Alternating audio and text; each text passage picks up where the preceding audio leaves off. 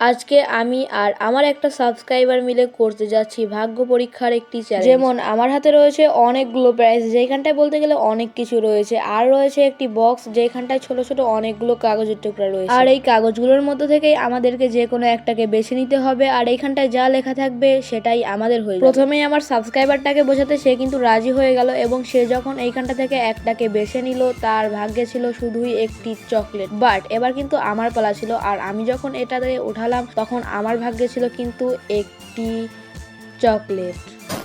সমস্যা নেই, একবার চকলেট পেয়েছি তাতে কি, তাই তো লোভে পড়ে আবার উঠালাম, আবারও সেই একই সমস্যা, চকলেট। সমস্যা নেই, এখানটায় অনেক কিছু রয়েছে, তাই লোভে পড়ে আবার উঠালাম, কিন্তু আবারও একই সমস্যা, চকলেট। ধুর, মনে হয় আজকে ভাগ্যটাই ভালো না, তাই ভেবে আবার উঠালাম, কিন্তু আবারও একই সমস্যা, চকলেট। এটা কি আমার পিছুই ছাড়বে না নাকি? এভাবে কতগুলো যে ধরেছি তার ঠিক নেই, কিন্তু প্রতিবারই একই সমস্যা, এই চকলেট। যাই হোক, আমি তখন মেনে নিয়েছিলাম যে আমার ভাগ্যে কিছু নেই, তাই তো আমার সাবস্ক্রাইবারটাকে ওঠাতে বললাম, আর সে যখন ওঠালো এমনটা হবে আমি বুঝতেই পারিনি। সে কি পেয়েছিল জানো? এইটা দেখো।